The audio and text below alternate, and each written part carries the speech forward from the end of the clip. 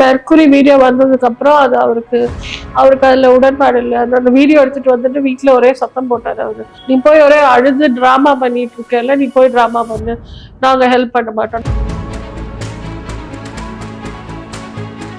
எங்க அப்பாவும் நானும் தான் ரொம்ப பேசுவோம். பேசிட்டே இருப்பாரு. அவர் என்ன ரொம்ப பார்த்துப்பாரு, கேட்பாரு. கிராஸ் ஒரு ரோடு கிராஸ் பண்றது கூட அப்படி கேட்பாரு. அவர் ரொம்ப பாசமா இருப்பாரு என்கிட்ட. எனக்கு ஏதாச்சும் திட்டுவாரு. எவ்வளோ மோசமா நடந்துட்டாங்கன்னா, நைட்டு ஆத்துக்கு வந்து கத்திட்டு போனா எங்க சித்தப்பா. எந்த விஷயத்துலயும் எனக்கு ட்ரெஸ் பண்ணதே தெரிஞ்சேன்ப்பா.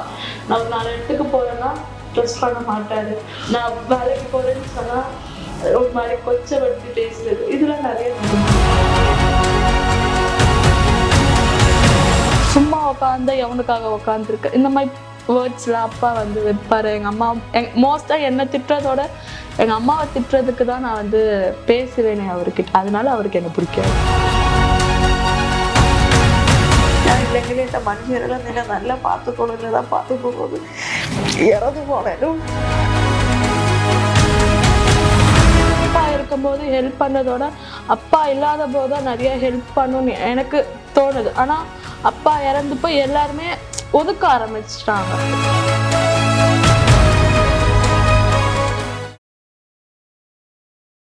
ஒயிட் ஹவுஸ் நேயர்களுக்கு வணக்கம். இன்னைக்கு நம்ம கூட நீயா நானா அப்படின்ற ரியாலிட்டி ஷோல வைரலான அம்மா பொண்ணு தான் வந்திருக்காங்க. சோ அவங்களோட லைஃப் ஜேர்னி பத்தி தான் கேட்டு தெரிஞ்சுக்க போறோம்.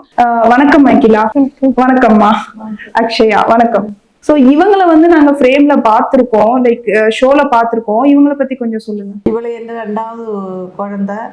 இவக்கு அப்புறம் 3 வருஷம் கழிச்சு பிறந்தோம். இவளுக்கு பிறகு ஆனதே தெரியல. அப்புறமா ஒரு டாக்டர் போய் செக் பண்ணி 4 மாசம் குழந்தை இருக்கணும். இந்த குழந்தை வேண்டாம், ரொம்ப கஷ்டம். இப்போ வருமானமே கிடையாது, ரொம்ப கஷ்டப்பட்ட இருந்தேன், வேண்டாம்னு சொன்னேன். அப்புறமா எப்படியோ இந்த குழந்தையும் பிறந்தாச்சு. அப்புறம் இவர் அம்மாவோட கூட இருந்தப்போ நமக்கு சாப்பாடெல்லாம் நடந்த கஷ்டமே தெரியல. அந்த வீட்டுன்னு வெளியில் வந்தேன். அப்புறம் சாப்பாடே இல்லாத கஷ்டப்பட்டம்மா. அப்புறம் தான் நான் வேலைக்கு போக ஆரம்பிச்சு இந்த 2 குழந்தைகளையும் வளர்த்தோம். இந்த குழந்தைய கொண்டு கிரச்சில் விட்டுட்டு இந்த குழந்தைய நான் எல்கேஜியில் விட்டுட்டு நான் வேலைக்கு போய் அப்போ தொட்டு இப்போ வரை சமையல் வேலைக்கு தான் போனதம்மா. இந்த வேலை செஞ்சுதான் இந்த 2 குழந்தைகளையும் வளர்த்திட்டு இருந்தேன். இப்போ அவளை அப்பா இல்லை, அவர் தவறி போய் அவர் இதிக்கும்படி வீட்டில் எல்லா இதுவும் ഞാൻ பார்க்கும். குழந்தைகளை இந்த படிக்க வைக்கிறேன்னு அவர் கொஞ்சம் அவரை மனுஷர் இதெல்லாம் கொஞ்சம் வாங்கி ஹெல்ப் பண்ணுவாருன்னு.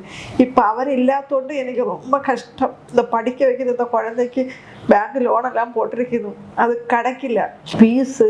பீஸினை காட்டி நிறைய செலவுமா, சமாளிக்கவே முடியல. இந்த குழந்தை என்ன படிக்க வேண்டாம், நான் வேலைக்கு போய் ஹெல்ப் பண்ணாமல் சொல்லி இந்த குழந்தை வேலைக்கு போனேன். நம்ம 2 பேரும் கூட தான் பார்த்துட்டு இருக்க விஷயம். இவருக்கு பீஸு கட்டுந்தேன்னு ரொம்ப அவஸ்தப்படுது. அந்த லோன் சீக்கிரமாக கிடைக்கணும், பீஸு கட்டுந்தேன்னு யாராவது ஹெல்ப் பண்ணி கொஞ்சம் உதவியாയിരിക്കും. எந்த சொந்தக்காரும் கிடையாது, அவர் இல்லாததுனால அவரை சொந்தக்காரும் இப்போ கிடையாது. அவர் இരിക്കുന്നത് வேற, அவரை சொந்தக்காரெல்லாம் ஆசையாக தான் இருந்தது. இந்த குழந்தைகிட்ட அவர் சித்தப்பா எல்லாம் ரொம்ப ஆசையாக இருந்தது, சித்தி சித்தப்பா எல்லாருமே ஆசையாக இருந்தது. இப்போ அவர் இல்லைன்னுள்ள இதில் பேசவே மாட்டேது.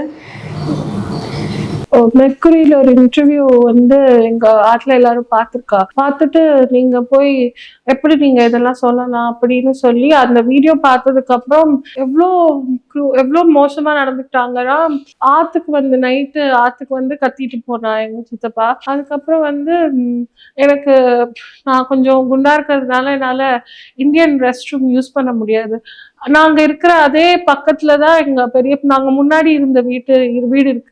அது இன்னும் காலியா இருக்கு, சாவி வாங்கிட்டு போல யாரும் வந்து. ஸோ எனக்கு பாத்ரூம் போகணும் அப்படின்னா நான் அந்த பாத்ரூம் தான் யூஸ் பண்ணிட்டு இருந்தேன். இந்த வீடியோ பார்த்ததுனால நான் அதை யூஸ் பண்ணக்கூடாது, நான் தான் எதுவும் ஹெல்ப் பண்ணல உங்களுக்கு, ஸோ நீங்க அதை யூஸ் பண்ணக்கூடாதுன்னு சொல்லி வந்து சாவிலாம் வாங்கிட்டு போயிட்டாங்க. நாங்க பேச மாட்டோம். யார் வாங்கினா சாவி?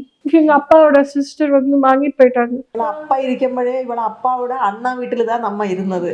ഇവരെ അണ്ണ സ്വത്തെല്ലാം பார்த்துட்டு ഇവർ കുംഭകോണത്തിൽ ഇരുന്ന് എല്ലാവരും സ്വത്തും பார்த்துകൊണ്ട് எங்க അത്തക്കാർ കുംഭകോണത്തിൽ தான் ഇരുന്ന് ഇവരെ അണ്ണാ വീട്ടിൽ നമ്മ ഇരുന്ന് ഇപ്പൊ ഇവർ ഇറന്നു പോയപ്പോൾ ഞാൻ കേട്ട് இந்த வீட்டில் இருக்கலாமா இருக்கக்கூடாது എന്ന് കേട്ട് നീ ഇരുന്നുക്കോല അതാന്ന് சொல்ல 2 பொண்ணு குழந்தைகளை வச்சுകൊണ്ട് நீ எங்கும் பொண்ணை இருந்துக்கோன்னு എന്നാ കൂടെ இருந்து 4 மாசத்துல കഷ്ടമായിരുന്നാലും ഞാൻ വാടകയെ പോട്ടവർക്ക് പക്ഷെ ഒരു 4-5 മാസമായപ്പോൾ എന്നെ കാലി பண்ண சொன்னோம் ரொம்ப கஷ்டமா இருந்தப்பா இந்த 2 பொண்ணுங்களை வச்சுக்கிட்டு எங்க போகுதே தெரியல அட்வான்ஸ் பணம் கொடுக்கணும் வீடு எல்லாமே பண்ணோம் எங்க வீட்டு பக்கத்து வீட்டுல ஒருத்தர் இருக்குது அவர் அமெரிக்கா இருக்குது இல்ல நான் என்ன கேக்குறேன்னா இப்போ நீங்க இன்டர்வியூ கொடுத்ததுக்கு அப்புறமா இல்ல அது இந்த வீடு காலி பண்ண சொன்னது எங்க அப்பா இறந்து போய் அந்த 13வது நாள்ல இருந்தே சொன்னது நீங்க லைஃப் லாங் நீங்க இருங்க பிரச்சனை இல்லைன்னு சொன்னா அப்புறம் அம்மா வாடகை போடுறேன்னு சொல்லி எங்க அம்மாவால 5000க்கு மேல வாடகை கொடுக்க முடியாது அது கொடுக்கறதே கஷ்டமா இருந்துச்சு எங்களுக்கு ஒரு 5000 ரூபாய் கொடுக்கறதே கஷ்டமா இருந்துச்சு ஆனா கரெக்டா போட்டுட்டு இருந்தோம் 3வது மாசம் போன் பண்ணி சொன்னாங்க நீங்க காலி பண்ணிடுங்க வீடு காலி பண்ணிடுங்க அந்த வீட்டுல இருக்க கூடாது காலி பண்ணிடுங்க அதுக்கு ஒரு ரீசன் வந்து அந்த வீடு ஹோட்டலா மாத்த போறோம் நாங்க எங்களுக்கு அது நாங்க அதுக்கு வேற பிளான் வச்சிருக்கோம் நீங்க காலி பண்ணிடுங்க அப்படின்னு சொல்லிட்டாங்க அப்போதான் எனக்கு சின்ன வயசுல இருந்து எனக்கு தெரிஞ்ச எனக்கு இல்ல அம்மாக்கு தெரிஞ்சவங்க பக்கத்து இருக்கிறவங்க அவங்க இப்போ பசங்களோட யூஎஸ்ல செட்டில் ஆயிட்டாங்க செட்டில் ஆனதுனால அங்கே அந்த வீட்டுல நீங்க தங்கிக்கோங்க வாடகை கொடுக்கணும்னு இல்லை அட்வான்ஸும் தேவையில்லை நீங்க அங்க தங்கிக்கோங்க படிச்சு முடிக்கிற வரைக்கும் அப்படின்னு சொல்லி ஆனா அந்த வீட்டுல ஏற்கனவே ஒருத்தவங்க வாடகைக்கு இருந்துட்டு இருந்தாங்க அவங்கள காலி பண்ண வச்சுட்டு எங்களை வந்து அந்த வீட்டுல நீங்க தங்கிக்கோங்க என் அத்தை சித்தப்பாக்கெல்லாம் நிறைய வீடு இருக்கு ஸோ அவங்களும் நல்ல செட்டில்டு தம்பி பொண்ணு அண்ணன் பொண்ணுன்னு சொல்லி தோணவே இல்லை எனக்கு தெரிஞ்ச வரைக்கும் அப்பா இருக்கும்போது ஹெல்ப் பண்ணதோட அப்பா இல்லாத போதுதான் நிறைய ஹெல்ப் பண்ணணும்னு எனக்கு தோணுது ஆனா அப்பா இறந்து போய் எல்லாருமே ஒதுக்க ஆரம்பிச்சிட்டாங்க ஸோ எங்க அம்மா வந்து இது எங்க அம்மாவே கிடையாது எங்க அம்மா வந்து அவ்வளோ அழகா இருப்பாங்க அவ்வளோ நகை போட்டுட்டு கேரளால இருந்து சென்னைக்கு வந்திருந்தாங்க இப்ப அந்த ஒரு நகை கூட இல்லை எல்லாமே எங்க அப்பாவோட தம்பிலாம் எடுத்துட்டு போய் வித்து நிறைய அது போயிடுச்சு இப்ப அந்த நகை இருந்திருந்தா இவளோட காலேஜுக்கு வந்து இப்படி நாங்க கெஞ்சணும்னு ஒரு சிச்சுவேஷன் எங்களுக்கு வந்திருக்காது ஸோ இவளுக்காக தான் நான் என்னுடைய படிப்பில் நான் ஸ்டாப் பண்ணிட்டு ஸோ இப்போ நான் வேலைக்கு போய்கிட்டு இருக்கேன் எங்கள் அம்மாக்காகவும் என் அக்காக்காக மட்டும்தான் நான் ஒர்க் பண்ணுறதே இப்போ அகிலா நீங்க என்ன பண்றீங்க நான் ஏஎம்எல் படிச்சுட்டு இருக்கேன் இன்ஜினியரிங் சாய்ராம் இன்ஜினியரிங் காலேஜ்ல படிச்சுட்டு இருக்கேன் அங்கே டிப்ளமா பண்ணிட்டு அங்கே சிபிஜிஏ நல்லா இருக்கிறதுனால பக்கத்துல அங்கே கவுன்சிலிங் மெரிட் லீவ் கிடைச்சது மெரிட்டா இருந்தாலும் பாதி ஃபீஸ் கட்டணும் அந்த பாதி ஃபீஸுமே என்னால கட்ட முடியும் 1,60,000 ரூபாய் கிட்ட வருது அது பாதி ஃபீஸும் கட்ட முடியல ஃபீஸ் இல்லாம தனியா நிறைய செலவு இருக்கு காலேஜ்ல படிக்கணும்னா அதனால அது எதுவுமே எங்களால பண்ண முடியல அது ரொம்ப கஷ்டமா இருக்கு உங்களுக்கு என்ன ஆகணும்னு ஆசை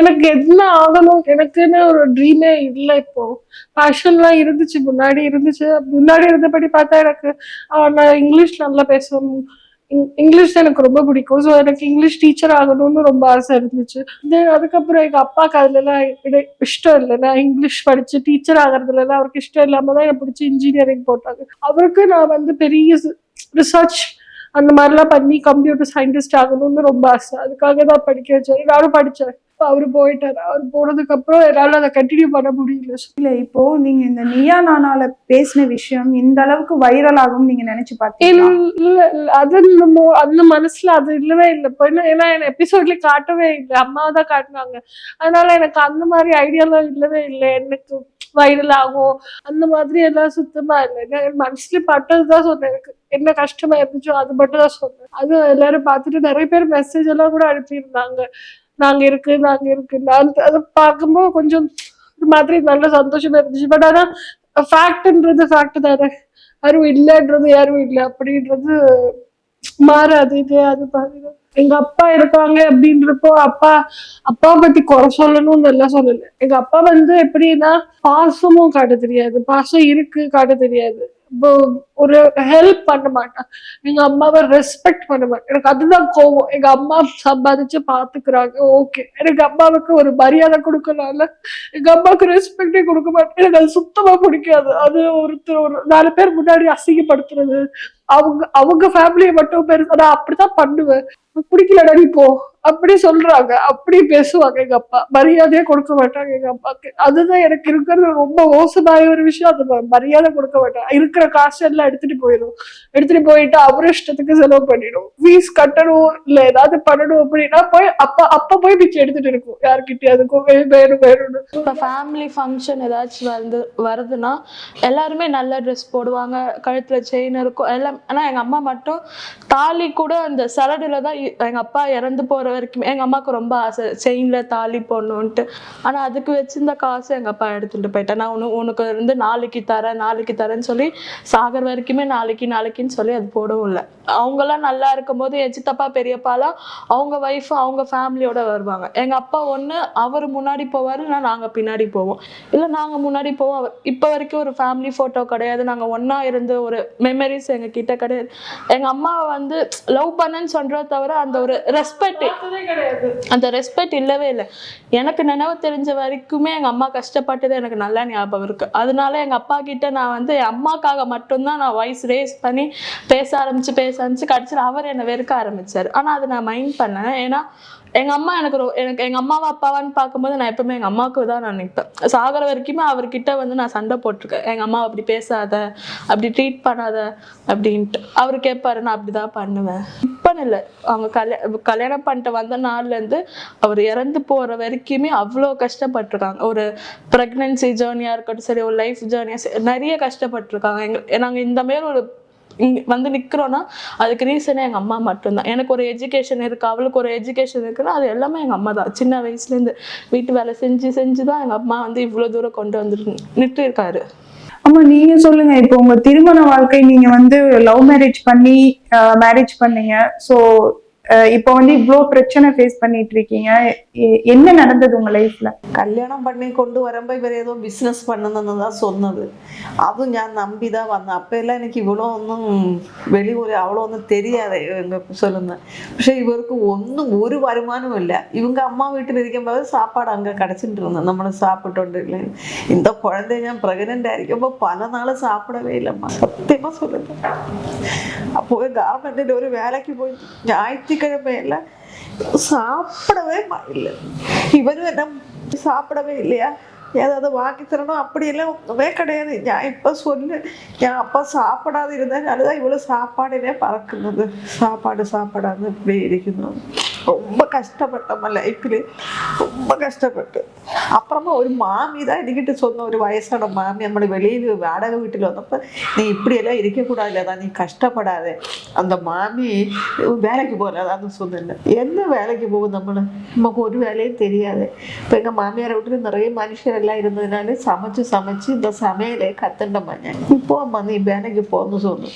அந்த மாமி தந்த ஒரு தைரியத்தில் தான் நான் வேலைக்கு போக ஆரம்பித்தேன். அப்படியே இவர் அப்பாவே என்ன வச்சு, நீ என்ன வேலைக்கு போக நாட்டு நீ என்ன வேலைக்கு போக ஆரம்பிச்சு வேலைக்கு போகணும். அப்புறம் கையில் காசு வந்து பார்த்த உடனே அவருக்கு சந்தோஷம் ஆகி அப்பா தொட்டு இது உனக்கு வேலைக்கு போய் நிறைய மனுஷரை ஹெல்ப் பண்ணியிருக்கேன். நம்ம சாப்பாடாக இருந்தாலும் சரி, ட்ரெஸ்ஸாக இருந்தாலும் சரி, இவக்கு பீஸு கட்டுவாங்க, ஸ்கூலில் பீஸு கட்டுனதுனாலும் சரி, நிறைய பேர் நான் வேலைக்கு போன வீட்டில் நிறைய பேர் ஹெல்ப் பண்ணியிருக்கேன். இப்போ இந்த காலேஜில் ஒன்னது அப்புறம் தான் நமக்கு கஷ்டம், பெரிய பீஸு தானே. அவர் வந்து மோஸ்டா கும்பகோணத்துல தான் நிறைய இருப்பாரு. சென்னையில வந்து ஒரு 10 நாள் 5 நாள் அப்படிதான் இருப்பாரு. ஸோ இப்போ அவளுக்கு ஃபீஸ் கட்டணும்னா எங்க சித்தப்பா கால் பண்றது, என் அத்தைக்கு கால் பண்றது, யாருக்காச்சும் ஒருத்தருக்கு கால் பண்ணா கூட ஒரு அடுத்த செகண்ட் வந்து அவளை கூப்பிட்டு போய் ஃபீஸ் கட்டுறது எல்லாமே பண்ணலாம். இப்போ அவர் அந்த ஸ்பேஸ்ல இல்லாதனால எங்களுக்கு அவ்வளோ ஒரு கஷ்டமா இருக்கு. ஒருத்தவங்க இருக்கும்போது அந்த அருமை தெரியல. எதுவுமே பண்ணல. பட் இருந்தாலும் மனுஷர் பண்ணுவாரு, அவங்க ஃபேமிலி பண்ணிட்டு இருந்தாங்க. அப்பா பண்ணலனா கூட சித்தப்பா பெரிய இப்ப வரைக்கும் நாங்க ஒரு வெளில போனது கிடையாது, தியேட்டர் பார்த்தது கிடையாது, ஒரு எதுவுமே எங்களுக்கு அந்த சொசைட்டியே எங்களுக்கு தெரியாம இருந்தது. அவர் இருக்கிற எங்க சித்தப்பா தான் எங்கேயாச்சும் வெளில கூட்டு போகுது, கோயிலுக்கு கூட்டு போகுது, எல்லாமே அவர் தான் பண்ணிட்டு இருந்தார் அப்பா இருக்கிற வரைக்கும். அப்பா போனதுக்கு அப்புறம் எல்லாருமே ஒதுக்க ஆரம்பிச்சாங்க. ஸோ அவர் இருந்திருந்தானா இவளுக்கு வந்து இப்படி நாங்க ஃபீஸ் கட்டுறதுக்கு இவ்வளோ நாங்க அவஸ்தைப்பட்டிருப்போம். பல நாள் சாப்பிடாம இருந்திருக்கோம் நாங்களாம். ஆமா, இப்போ அக்ஷயா வந்திருக்காங்க. ஸோ இவங்களதான் நீங்க குழந்தையில தத்து கொடுக்கணும்னு அவங்க அப்பா முடிவு பண்ண ஒரு விஷயமா? பிஸ்னஸ்ன்னு பணம் வேணும்னு சொல்லி எங்கள் ஒரு சொந்தக்காருக்கு குழந்தை ரொம்ப வருஷம் குழந்தைகளே இல்லை. எங்கள் ஒரு அண்ணாவுக்கு அந்த அண்ணா இருக்கிறது உனக்கு 2 பொண்ணு, நீ இவ்வளோ கஷ்டப்படுന്നില്ല இல்லாத ஒரு குழந்தைய ഞാൻ വളർത്താന്ന്. അത് எப்படி അണ്ണാന്ന് കേട്ട് ഇവർക്കിട്ട് സ്വന്തം ഇവർ പറഞ്ഞ് പണം 5 ലക്ഷം രൂപ തന്നാൽ കൊടുത്തിരുന്നു സ്വന്തം. അവർ ശരി കുഴந்தைய വളർത്താൻ നീ எப்போ வேணாலும் பார்த்துக்கோமா, குழந்தைய ഞാൻ படிக்க வச்சு நல்ல வளர்த்தான்னு சொன்னோம். இவரும் கொண்டு போய் கொடுக்க சொன்னோம். கோயம்புத்தூர் வரை போயம்மா நம்மளை. கோயம்புத்தூர் போயிட்டு எப்படிம்மா குழந்தைய கொடுக்க நமக்கு மனசில்லை. நம்மளும் அவரோட இல்லை. அப்புறம் அந்த அண்ணன் இன்னும் வரை என்கிட்ட பேசவே இல்லை, கோச்சுட்டே போய். ഞാനും തിരിച്ചു വന്നു, ഇവരും എനിക്കിട്ട് കോച്ചുണ്ട്, പണം വരവേ ഇല്ലെന്ന് சொல்லிட்டு கோச்சுண்டு. கஷ்டம்தான் வளர்த்த, പക്ഷേ വളർന്ന് ഇപ്പൊ വന്ന് നിൽക്കുന്നില്ലേ. ஸோ அகிலாவுமே 10 வருஷம் கழிச்சு தவம் இருந்து பெத்த பொண்ணு அப்படின்னு சொல்லியிருக்கீங்க. ரொம்ப வருஷம் கழிச்சு குழந்தையே பிறக்கல, பிறகு குழந்தையே இல்லைன்னு சொல்லி அப்புறம் குழந்தை வந்து பிறந்து இவ்வளோ வேலை ஆசையை தான் வளர்த்தியது. அந்த கொஞ்ச நாளில் இவளை எங்கள் மாமியாரை கூட தான் இருந்தது. இவள் மாமியாருக்கு இவளை ரொம்ப பிடிக்கும், இவக்கும் பிடிக்கும் இருந்து. மாமியார் உயிரோ கூட இருந்தது வரை நமக்கு அவ்வளோ கஷ்டமே தெரியாதும்மா. அங்கே சாப்பாடு கஷ்டம் இல்லை, ஒன்றுமே தெரியாது.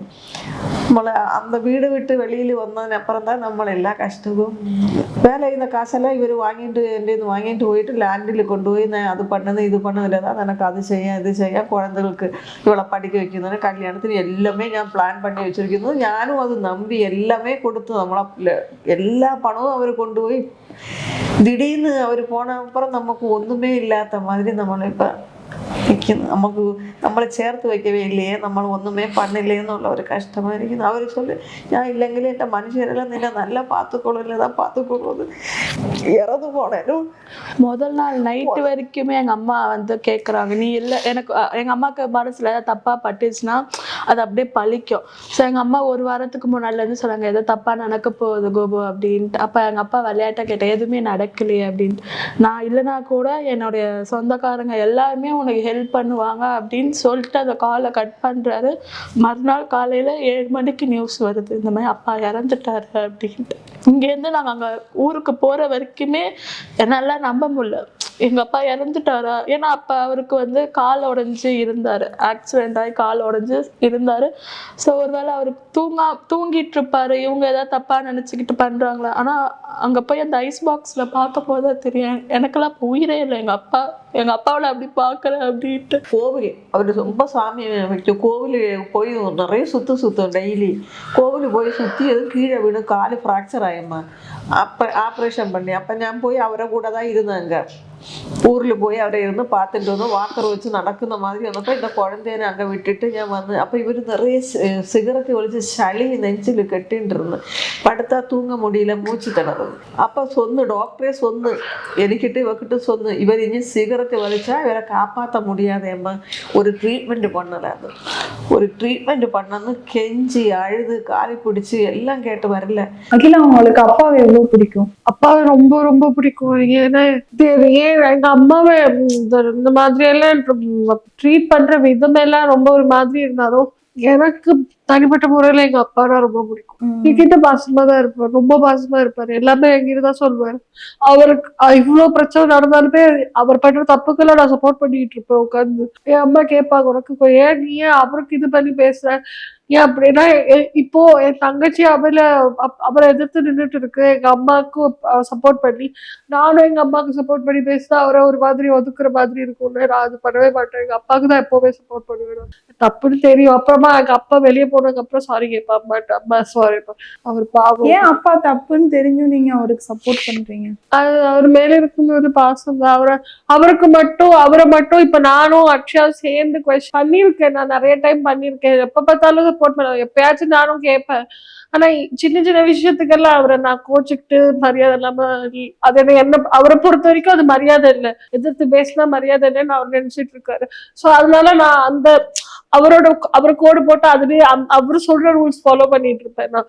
அதுல அவருக்கு ஒரு சந்தோஷம். ஒரு பொண்ணுதான் அப்படி இருக்கு, இன்னொரு பொண்ணு என்னோட பொண்ணு அப்படின்ற ஒரு சந்தோஷம். அது எனக்கும் பிடிக்கும். அவங்கள பிடிக்குமா அப்பாவுக்கு? அப்பாவுக்கு பிடிக்கும், பட் அவ்வளோ பிடிக்கிற அளவுக்கு என்ன பிடிக்காது. ஏன்னா நான் அப்பாவை இப்படி ஃபேஸ் டு ஃபேஸ் வந்து நான் கொஷின் கேட்பேன், நான் பாயிண்டா கொஷின் கேட்கறது அது அவளுக்கு பிடிக்காது. ஸோ நிறைய வாட்டி எங்க அம்மா கிட்ட கூப்பிட்டு சொல்லுவான், அவ வயசு என்ன என் வயசு என்ன, அவையே என்னை கொஷின் பண்றா, இத்தனை வருஷத்துல என்னை யாருமே என்னை கை நீட்டி பேசினது கிடையாது, அவ யார் என்னை வந்து பேசுறதுக்கு. ஒரு பாயிண்ட் வரைக்குமே நான் வந்து ஓகே அவர் என்ன வேணா பண்ணிட்டு போட்டோம். ஆனா 4 பேர் மத்தியில தான் எங்க அப்பா வந்து எங்க அம்மா அசிங்கமா பேசுறது, அது அவர் பேசுற வார்த்தையே ரொம்ப கேவலமா இருக்கும். என்னையா இருந்தாலும் சரி அவளையா இருந்தாலும் சரி, ஒரு பொன் குழந்தையில எப்படிலாம் பேசக்கூடாதோ அப்பெல்லாம் அவர் பேசுவாரு. ஸோ அது ஒரு பாயிண்ட் வரைக்கும் ஓகே அப்படியா இருக்கும். என்னதான் அப்பாவா இருந்தாலும் சரி, என்னதான் புருஷனா இருந்தாலும் சரி. ஆனா ஒரு ஸ்டேஜுக்கு அப்புறம் நான்லாம் வளர்ந்துட்டு வர, அவளும் வளர்ந்துட்டு வர, சம்பந்தமே இல்லாம இருக்கும். சும்மா உட்காந்து எவனுக்காக உட்காந்துருக்கு இந்த மாதிரி வேர்ட்ஸ்ல அப்பா வந்து வைப்பாரு. எங்க அம்மா மோஸ்டா என்ன திட்டுறதோட எங்க அம்மாவை திட்டுறதுக்கு தான் நான் வந்து பேசுவேனே அவர்கிட்ட. அதனால அவருக்கு என்ன பிடிக்காது. அப்பா இருக்கும்போது ஹெல்ப் பண்ணாங்கன்னு சொன்னீங்க, அவங்க சுத்தி இருக்கிறவங்க ஏன் அவர் போனதுக்கு அப்புறம் ஹெல்ப் பண்ணலன்னு நினைக்கிறேன்? கைட்டு தான் பண்ணிடுவாங்க. அவர் இருந்த வரைக்கும் அவர் வந்து அவருக்கு பிசினஸ் தான் வராது. ஆனா அவர் ரொம்ப ஸ்மார்ட்டா இந்த கவர்மெண்ட்ல இந்த போய் இந்த சர்டிபிகேட்ஸ் வாங்குறது, லெட்டர் எழுதுறது, ரொம்ப இன்டெலிஜென்ட்டான பர்சன் எங்க அப்பா. எல்லாம் பார்த்துட்டு அண்ணா லேண்டு அந்த மாதிரி சின்ன சின்ன ஹெல்ப் எல்லாம் இவங்களுக்கு லீகலா அப்பா பண்ணி கொடுக்கறதுனால இந்த தேவையெல்லாம் அவர் எடுத்துட்டு சொல்லுவாங்க, பொண்ணுக்கு நான் ஃபீஸ் கட்டுறேன்டா, எப்போ ஃபீஸ் கட்டணும்னு சொல்லு நான் கட்டுறேன். ஸோ அவர் அதுக்காக தான் ஓடுவார், அவர் அதுக்காக ஓடி எல்லாம் பண்ணுவார். அதனால எனக்கு இந்த ஃபீஸ் கட்டுறது சின்ன விஷயம், ஒரு பர்த்டேக்கு ட்ரெஸ் எடுத்து கொடுக்கறது. இப்ப வரைக்கும் சின்ன வயசுல இருந்து அவ வந்து ஒரு பர்த்டேக்கு நல்ல ட்ரெஸ் போட்டு நாங்க பார்த்தது இல்லை. ஸோ எனக்காச்சும் என் அம்மா வந்து செய்வா. ஸோ அப்பா வந்து நான் வாங்கித்தரேன்னு சொல்லிட்டு அந்த பர்த்டே டேட் வரைக்கும் சொல்லிட்டு பார்த்தவரை சித்தி இருக்குது, சித்தப்பா வைஃப். இந்த குழந்தைல நல்லா செஞ்சிருக்குது. அவங்க டாக்டரை பாக்குற மாதிரியே எங்க 2 சின்ன பேரும் வயசுல எல்லாம் நான் வேலைக்கு ஒன்று கொண்டு வச்சு பார்த்து எல்லாம் பண்ணிருக்கேன். அந்த ஃபேமிலியில நான் ரெஸ்பெக்ட் பண்ணி நான் ஒருத்தரை பாக்குறேன்னா அது என் சித்தப்பா சித்தியை மட்டும்தான். ஸோ இப்போ அவங்களும் வந்து ஒதுக்க ஆரம்பிச்சு. இந்த மெர்க்குரி வீடியோ வந்ததுக்கு அப்புறம் அது அவருக்கு அதுல உடன்பாடு இல்லை. அந்த வீடியோ எடுத்துட்டு வந்துட்டு வீட்டுல ஒரே சத்தம் போட்டாரு அவரு, நீ போய் ஒரே அழுது டிராமா பண்ணிட்டு இருக்கல, நீ போய் டிராமா பண்ணு, நாங்க ஹெல்ப் பண்ண மாட்டோம், நாங்க எல்லாரும் உங்களை பிளாக் பண்ணிட்டோம், நீங்களும் எங்களை பிளாக் பண்ணி. நான் சொன்னேன், சித்தப்பா பிளாக் பண்ணி விளையாடுற சின்ன குழந்தையா சித்தப்பா நீ அப்படின்னு கேட்டா, அது இல்ல நாங்கெல்லாம் பிளாக் பண்ணிட்டோம், நீங்க இனிமே எங்க கூட பேசக்கூடாது. ஏன் அதுல என்ன தப்பா பேசியிருந்தீங்க? பிரதரை கூப்பிட்டு வந்து நாங்க இப்படி வரமா நான் எந்த லைஃப்ல நடந்தேല് ஒரு சின்னதான் பேசுனது. எந்த லைஃப் அவங்களுக்கு எல்லாருக்குமே தெரியும், நான் பட்ட கஷ்டங்கள் எல்லாமே எல்லாருக்கும் தெரியும். ஒரு கொஞ்சமா தான் சொன்னேன். அது சொல்ல காரணமே இந்த குழந்தைனை எப்படியாவது படிக்க வைக்கணும், வேற ஒன்றுமே எனக்கு வேண்டாம்மா. இந்த குழந்தைக்கு பீஸு கட்டி 2 வருஷம் படிக்க வச்சு வேலைக்கு போயா ஒரு கஷ்டமே எனக்கு இல்லைம்மா. வீட்டுல எல்லாமே நான் பார்த்துக்கணும், இந்த குழந்தையும் பார்த்துக்கணும். இந்த படிக்க வைக்கிற ஒரு கஷ்டத்துக்கு தாங்க முடியாத நம்ம அது சொன்னதான். அவங்களுக்கு என்னன்னா ஃபேமிலி ப்ராப்ளம் 4 செவத்துக்குள்ள இருக்க வேண்டாம், நீங்க எதுக்கு எடுத்துட்டு போய் பப்ளிக்ல நீங்க காட்டுறீங்க. இந்த ரியாலிட்டி ஷோக்கு அப்புறம் தான் இந்த பிரச்சனையே வந்ததா? ஆமா, பிளாக் பண்ணிட்டோம், நாங்க உங்களை பிளாக் பண்ணிட்டோம். அது வரைக்குமே நல்லா தான் பாத்துட்டாங்க. எங்க அப்பா இறந்து போனதுக்கு அப்புறம் எங்களை ஒதுக்கிட்டாங்க. அதுக்கப்புறம் கொஞ்சமா மாறிட்டே வந்துட்டேன். இப்ப பேசுற விதத்துல இருந்து ட்ரீட் பண்றதுல எங்களை வந்து ஒரு கெட் டுகெதர் கூப்பிட்டு இருந்தாங்க எல்லாரும். அதுல வந்து எங்க பெரியப்பா சித்தப்பா எல்லாருக்கும் நான் ரொம்ப பெட்டு, எங்க பாட்டி மாதிரி இருக்கேன்னு ரொம்ப பெட்டு, ரொம்ப பாசமா இருந்தவங்க எல்லாரும். நான் போய் இருக்கேன், என்கிட்டதான் ஆசையா இருக்கு. என்னை பொறுத்த வரைக்கும் என்கிட்ட ஒரு 4 வார்த்தை எக்ஸ்ட்ரா பேசியிருக்கலாம். என்கிட்ட பேசவே இல்லை, என்னை பார்த்து ஒரு வார்த்தை பேசவே இல்லை. எல்லாரும் அவங்க ஜாலியா அது எதுக்கு? அதுக்கப்புறம் நான் எதுக்கு போகணும்? இப்போ ஒரு இடத்துல நம்ம மதிக்கவே இல்லை. எங்க அம்மா இருக்காங்க, எங்க அம்மாவை நான் பாத்துக்கிறேன், எங்க அம்மா என்ன பாத்துக்கிறாங்களே தவிர்த்து அவங்க எல்லாம் குரூப்பா உட்காந்து பேசிட்டு இருக்காங்க. அந்த குரூப்ல தனியா இருக்க மாதிரி இருக்கு. இப்போ எக்ஸாம்பிள் தீபாவளி இப்ப வந்தப்பெல்லாம் அப்பா இருந்ததுன்னா வீட்டுக்கு வர்றது, பேசுறது, எங்கேயாச்சும் போகிறது, பிளான் அதெல்லாம் பண்ணுவாங்க. இப்ப அப்பா இல்லாததுனால அந்த தீபாவளி அப்படியே மறந்துட்டாங்க. ஒரு ஃபோன் பண்ணி என்ன பண்றீங்க, கோபு இல்லையே, அப்பா இல்லையே, என்ன செய்ய, அந்த ஒரு விசாரணை இது இல்லவே இல்லை, எதுவுமே அவங்க பண்ணல, அப்படியே விட்டுட்டாங்க. இந்த மாதிரி ஒரு ஃபேமிலி இருக்கிறது அவங்க இப்ப எனக்கு தோணுனா இவங்க 2 பேரும் அந்த மாதிரி தான் நாங்க இருந்துகிட்டு இருக்கோம். ஸோ நீங்க தான் வந்துட்டு ஃபுல்லா ஃபேமிலியை பாத்துக்கிறது ஃபீஸ் கட்டுறது, ஸோ எப்படி சமாளிக்கிறீங்க? அதெல்லாம் எப்படி இப்போ ஏதாவது ஒரு பெரிய ஒரு 10,000 நோக்கி நான் வேலை செய்த வீட்டுன்னு வாங்கிட்டு மாதம் 1,000 ரூபா 2,000 ரூபாயெல்லாம் கொடுத்துரு. என் முன்னாடி வேலை செஞ்ச வீட்டில் ஒரு சௌமியன்னு പറഞ്ഞ ஒரு பொண்ணு இருந்தால் அந்த பொண்ணு தான் எனக்கு ஒரு பொருளாக வாங்கி தந்தேன். மிக்சி கிரைண்டர் எல்லாம் வாங்கி தந்துட்டு மாதம் பணம் பிடிக்குது. எல்லாருமே என் வேலை செய்யுന്ന இடத்துன்னு நிறைய எல்லாரும் ஹெல்ப் பண்ணியிருக்குது. எல்லாரும் பழைய சின்ன சின்ன விஷயத்துக்கு ரொம்ப எக்ஸைட் ஆகும். ஒரு ஃபோனா இருக்கட்டும் சரி, ஒரு டிவி ஃப்ரிட்ஜெலாம் பார்த்து நாங்கள் எக்ஸைட் நம்ம வீட்லேயும் ஃப்ரிட்ஜ் இருக்கு, எங்க வீட்லயும் டிவி இருக்கு, பீரோ, அந்த மாதிரிலாம் நாங்கள் ரொம்ப இல்லாத இவ்வளோ வருஷம் தமிழ்நாட்டுக்கு டிவியே இல்லாதது எங்காத்துல தான் அம்மா டிவியே கிடையாது இருந்து. இப்போ நம்ம போய் இருக்கிற வீடுலேயே வாடகை வீடுலேயே அவங்க டிவி அந்த வீட்டில் இருந்து அந்த அம்மா சொன்ன எடுத்து வச்சுக்கோல நீ பார்த்துக்கோ, ஒன்றும் பிரச்சனை இல்லை. அதனால அந்த சொந்தக்காரங்க கூட அப்படி ஹெல்ப் பண்ணுவாங்களான்னு எனக்கு தெரியல. ஆனா அம்மாவோட ஃப்ரெண்ட்ஸ் தான் முக்காவாசி பேர் இப்ப வரைக்குமே ஹெல்ப் பண்ணிட்டு இருக்காங்க. 20 வருஷமா அம்மா உங்களை பாத்துக்கிட்டாங்க. சோ நீங்க எப்படி எல்லாம் ஃபியூச்சர்ல அம்மாவை பாத்துக்கணும்னு நினைக்கிறீங்க? நான் வேலைக்கு போக ஆரம்பிச்சா எங்க அம்மா வேலைக்கு நான் போக விட மாட்டேன். எங்க அம்மாவுக்கு ஃபிளைட்ல போகணும்னு ஆசை. அதுக்கு அந்த மாதிரி அவங்களுக்கு அவங்க வெளியில போனதே கிடையாது. அதனால சின்ன சின்ன செடி செடி வைக்கணும், ஒரு நல்ல செட் பண்ணணும், ஒரு நல்ல ட்ரெஸ். எங்க அம்மா ஒரு நல்ல ட்ரெஸ் கூட போட்டது கிடையாது. இப்போதான் வந்து நானும் அக்ஷயாவும் சேர்ந்து ஒரு குட்டியா ஒரு சின்ன ட்ரெஸ் வாங்கி கொடுத்தோம். ஒரு ட்ரெஸ் கூட போட மாட்டாங்க. வீட்டுல யாரோ கொடுக்குற ட்ரெஸ் அந்த மாதிரி அது மாதிரி எங்க அம்மாவுக்கு சின்ன சின்ன விஷயம் தான், பெரிய ஆசையெல்லாம் கிடையாது. அவங்களோட சின்ன சின்னதா இருக்கிற எல்லா ஆசையும் நான் பண்ணி கொடுத்துருவேன். அப்பா இறந்து போயிட்டா அப்படின்னு தெரிஞ்சு ஃபர்ஸ்ட் நான் யோசிச்ச விஷயம், இந்த பொண்ணு என்ன பண்ண போறா இதுக்கப்புறம். ஏன்னா அப்பா இறந்து போனப்ப அவ மட்டும்தான் அங்க அந்த ஐஸ் பாக்ஸ் கிட்ட உட்காந்துட்டு இருந்தான். ஸோ எங்களுக்குலாம் அதுதான் ஒரு பயம். இவ்வளவு இதுக்கப்புறம் எப்படி தேர்த்தி எனக்கு அம்மா கூட இல்லை, அம்மாவை நான் அப்படியே தேர்த்தி எடுத்துட்டு வந்துடுவேன் எனக்கு ஒரு நம்பிக்கை.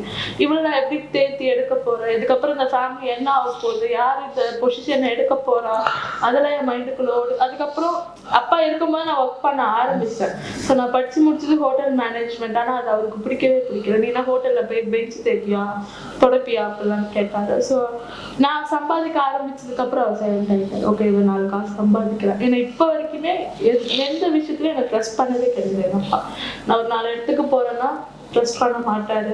நான் வேலைக்கு போறேன்னு சொன்னா ஒரு மாதிரி கொச்சப்படுத்தி பேசுறது, இதெல்லாம் நிறைய நடந்துருக்கு. அதெல்லாம் எனக்கு வந்து ஒரு டைம் வரைக்கும் நான் அழுது நான் ஓகே அப்படின்னு. அதுக்கப்புறம் தான் நான் பேச ஆரம்பிச்சேன். இந்த மாதிரி என்கிட்ட பேசாதப்பா, அது அவருக்கு பிடிக்கல. அதுக்கப்புறம் தான் அவர் வந்து எங்க அக்கா கிட்ட இன்னும் க்ளோஸ் ஆக ஆரம்பிச்சாரு. எங்க அப்பாவும் நானும் தான் ரொம்ப பேசுவோம். பேசிட்டே இருப்பாரு. அவர் என்ன ரொம்ப பார்த்துப்பாரு, என்ன கேட்பாரு. கிராஸ் ஒரு ரோடு கிராஸ் பண்றது கூட அப்படி கேட்பாரு. அவர் ரொம்ப பாசமா இருப்பாரு என்கிட்ட. எனக்கு ஏதாச்சும் திட்டுவாரு. திட்டுறதெல்லாம் ரொம்ப கேவலமா. அப்ப நீங்க சொல்லலையா அம்மாவை நல்லா பாத்துக்கோங்க? நான் சொல்லுவேன். அப்பா அவர் சொல்லுவாரு என்கிட்ட, இதெல்லாம் நட்டு இருக்கு. இப்போ கொஞ்சம் இப்ப இறந்து போறதுக்கு ஒரு வருஷமா என்கிட்ட சொல்லிட்டு இருந்தாரு. இதெல்லாம் பண்ணிருக்கு, அதெல்லாம் நட்டு ஒரு லேண்ட் நட்டு அது ஹார்வெஸ்ட் பண்ணி கொஞ்சமா பைசா வரும், நான் அதான் ஏதாவது பண்ணுவேன், அதெல்லாம் நான் பண்ணுவேன் அப்படி சொல்லிட்டு இருந்தாரு அவரு.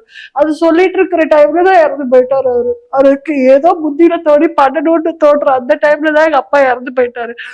நானும் எங்க அப்பாவும் ஒரு நாள் விடாம டெய்லி பேசுவோம். அது எனக்கு என்னமோ எனக்கு எங்க அப்பா தான் எனக்கு ஃப்ரெண்ட் அப்படின்ற மாதிரி. அது இப்போ இல்லைன்னு நான் அதை அக்செப்ட் பண்ணிக்க முடியும். இவ்வளவு சின்ன வயசுல வெயிட் இவ்வளவு இருக்கே, அதுக்கான காரணம் என்னன்னு நினைக்கிறேன்? எனக்கு வந்து ஃபர்ஸ்ட் இந்த அப்பா இறந்து போனதுக்கு அப்புறம் தான் ரொம்ப வெயிட் போட்டுடுச்சு. ஒரு 2 மாசத்துலயே வந்து எனக்கு 60 kgs கிட்ட அப்படியே அதிகமா போட்டுடுச்சு. எனக்கு ஹெல்த் இஷ்யூஸ் ஏதாச்சும் இருக்கா? எனக்கு ஹெல்த் இஷ்யூஸ்ன்னு எதுவுமே கிடையாது. ஆனா எனக்கு இந்த எல்லா டெஸ்டும் தைராய்டு எடுத்து பார்த்துச்சு, சுகர் இருக்கா பார்த்தா, கொலஸ்ட்ரால் இருக்கு, எதுவுமே இல்லை. ஆனா எனக்கு பிளட் லெவல் கம்மியா இருக்கு.